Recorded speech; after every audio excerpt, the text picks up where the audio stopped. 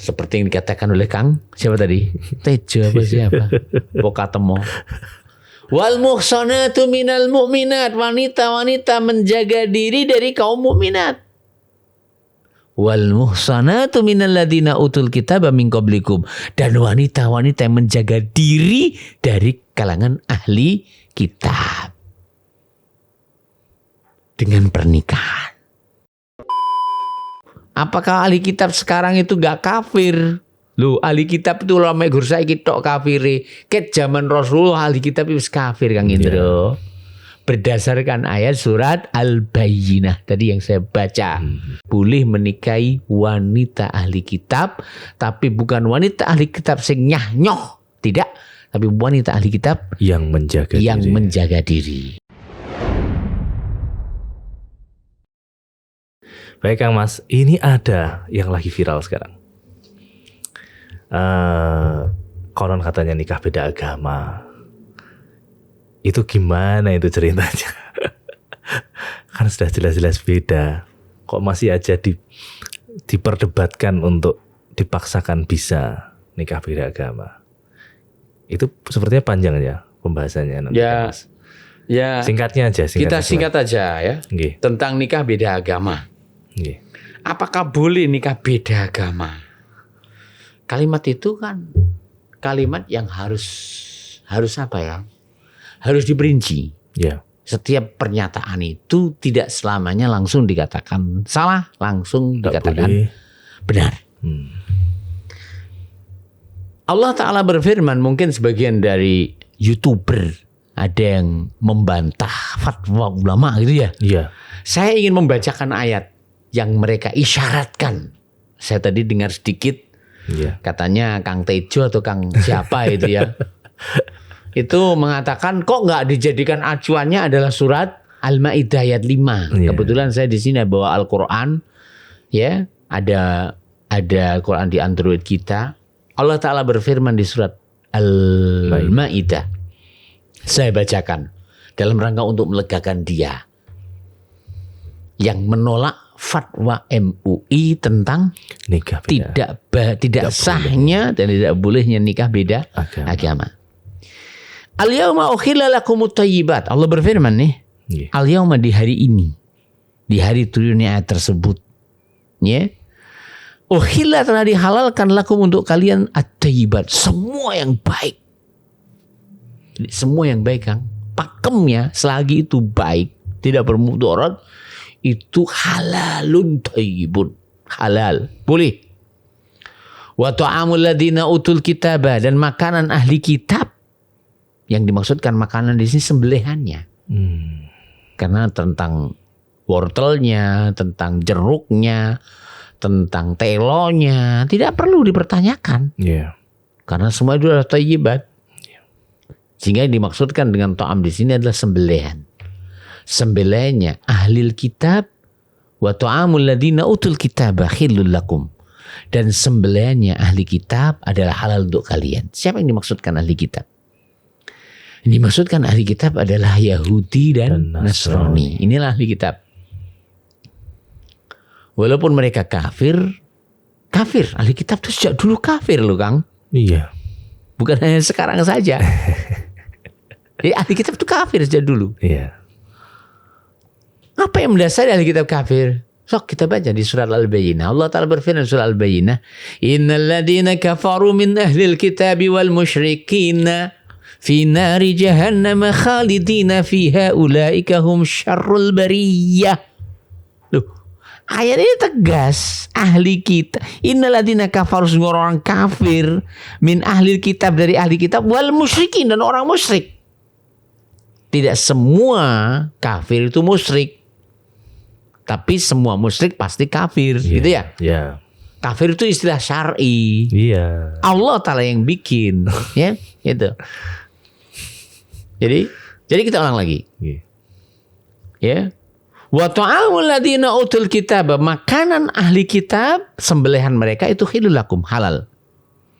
Wa ta'amukum, makanan kalian, sembelihan kalian, hilul lakum, halal untuk mereka.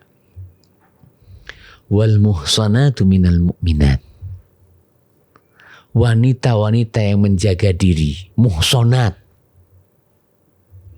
Sedikit saya ingin berhenti dalam kalimat muhsonat karena ini penting. Yeah. Kalimat muhsonat dalam Al-Quran itu Allah datangkan untuk menjelaskan 3 keadaan wanita. Berapa keadaan? 3 keadaan wanita. Keadaan pertama ayat ini. Yang dimaksudkan muhsanat adalah wanita-wanita yang menjaga kehormatan kesucian dirinya. Ya. Wal muhsanatu minal mu'minat. Wanita-wanita mukminah yang menjaga kehormatannya. Oga nyanyo, oga brabre. Oga bupati, oga sekwilda. Apa bupati? Buka paha tinggi-tinggi, sekwilda sekitar wildada. Nah. Ini al-muhsanat. Pertama ya. Kedua, makna muhsanat dalam Al-Quran itu Allah Ta'ala sebutkan kalimat muhsanat, maksudnya adalah wanita yang sudah menikah.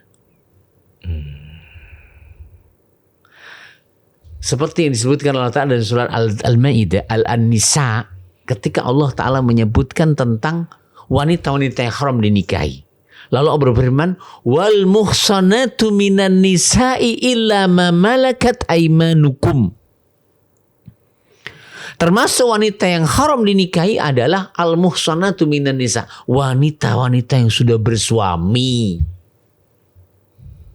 Illa ma malakat aymanukum, kecuali budak kalian. Artinya, suami istri masih kafir, kemudian perang dengan kaum mukminin, dan mereka kalah dan menjadi budak, maka perbudakan itu memisahkan hubungan pernikahan mereka.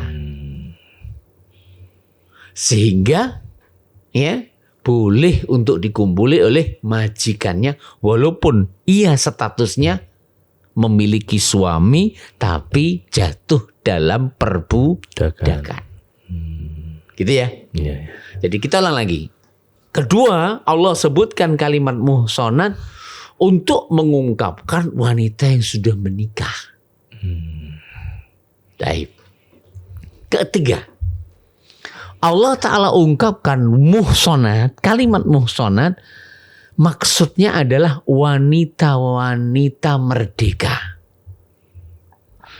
Di ayat yang di bawahnya, setelah ayat tadi adalah awal juz kelima, paling atas ya. Yeah. Wal muhsanatu minan, paling atas sebelah kiri, juz 5, silakan dicek nanti. Yeah. Wal muhsanatu minan nisa illa ma malakat aymanukum. Wanita yang enggak boleh dinikahi wanita yang sudah beristri. Bahkan dosa besar hukumnya orang mengganggu wanita yang sudah bersuami sehingga lepas dari suaminya. Bareng ngono ditampani. Dosa besar ini. Iya.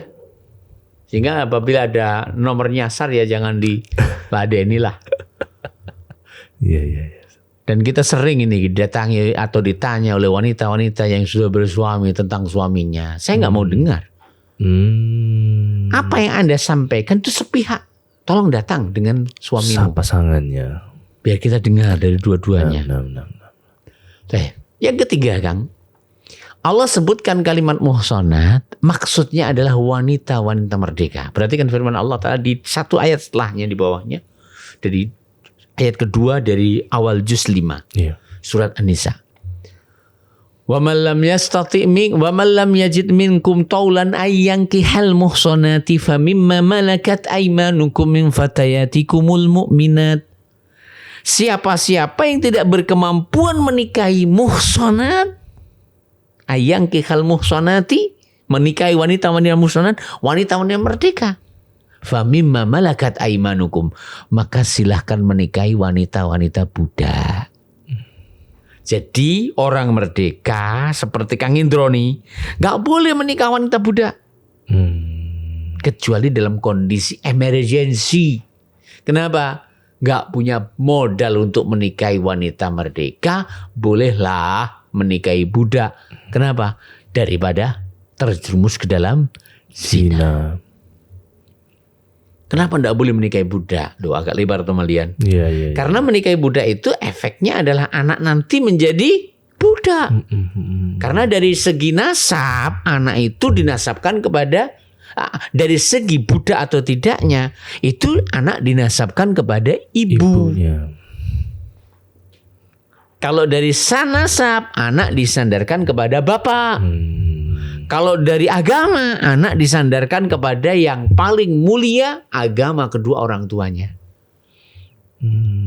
Dari sinilah akan masuk pembahasan kita.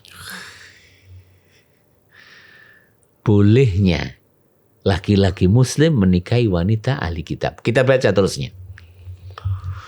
Seperti yang dikatakan oleh Kang, siapa tadi? Tejo apa siapa? Pokatemo. Wal muhsanatu minal mu'minat, wanita-wanita menjaga diri dari kaum mukminat. Wal muhsanatu minal ladina utul kitaba min qablikum, dan wanita-wanita yang menjaga diri dari kalangan ahli kitab dengan pernikahan.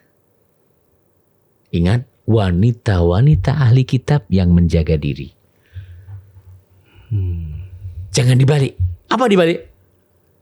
Wanita mukminah dinikahi lelaki ahli kitab. Tidak boleh itu. Ini. Jadi yang boleh oleh Kang siapa tadi? Tejo. Ya, berdasarkan ayat ini bukan umum. Tapi laki-laki boleh menikahi wanita ahli kitab. Jangan dibalik. Ya. Kalau sebaliknya maka tidak boleh. Kembali kepada surat Al-Baqarah. Wala tankihul musyrikati hatta yu'minna. Surah Al-Baqarah kan? Yeah. Kamu jangan menikahi wanita musyrik sehingga mereka beriman. Wala amatun mu'minatun khairun min musyrikatin walau ajabatkum. Wanita mukminah itu lebih baik daripada wanita musyrikah walaupun wanita musyrikahnya sangat memikatmu. Very, very, very beautiful misalkan. Demikian juga wala tungkihu, ini keseruan kepada, tadi seruan pada laki-laki, nggak boleh menikahi wanita musyrik. Hendaklah ia menikahi wanita mukmin. Ya. Kemudian ayat di bawahnya Allah berfirman, wala tunkihul musyrikati hatta yu'minna, wala tunkihul musyrikina hatta yu'minu. Jangan kamu nikahkan anak-anak kalian kepada lelaki musyrik sehingga mereka beriman. Wala abdun mu'minun khairun min musyrikin walau a'jabakum. Sungguh kamu nikahkan anakmu dengan budak itu lebih baik daripada kau nikahkan anakmu dengan orang musyrik walaupun penampilannya oke, mobilnya kinclong, dasinya setengah meter. No, mis batuknya klimis. Ya, begitu dan seterusnya. Jadi surat Al-Baqarah tersebut Kang Indro itu pakem. Dikhususkan dengan surat Al-Maidah. Namun surah Al-Maidah itu khusus lelaki boleh menikahi wanita siapa? Ahli kitab. Apakah ahli kitab sekarang itu gak kafir? Loh, ahli kitab itu ulama gur saiki tok kafire. Ket zaman Rasulullah ahli kitab itu kafir Kang Indro. Berdasarkan ayat surat Al-Bayyinah tadi yang saya baca. Sehingga ayat ini adalah mengkhususkan suami boleh menikahi wanita ahli kitab, tapi bukan wanita ahli kitab sing nyah-nyoh, tidak, tapi wanita ahli kitab yang menjaga diri. Dan insya Allah dia akan dibawa oleh agamanya suami, karena suami nanti bertanggung jawab untuk menjaga keluarga dan anak-anaknya dari neraka. Ini maksudnya. Walaupun seandainya wanita mukminah ada, maka wanita mukminah yang harus didahulukan. Lebih baik dan lebih banyak justru. Ya, betul begitu. Pun Kang Indro paham ya? Paham. Jadi tenong ini kudu dilumahne omongane cek digenahno. Ya. Demikian mudah-mudahan apa yang kita sampaikan bermanfaat. Assalamualaikum warahmatullahi wabarakatuh. Alhamdulillah.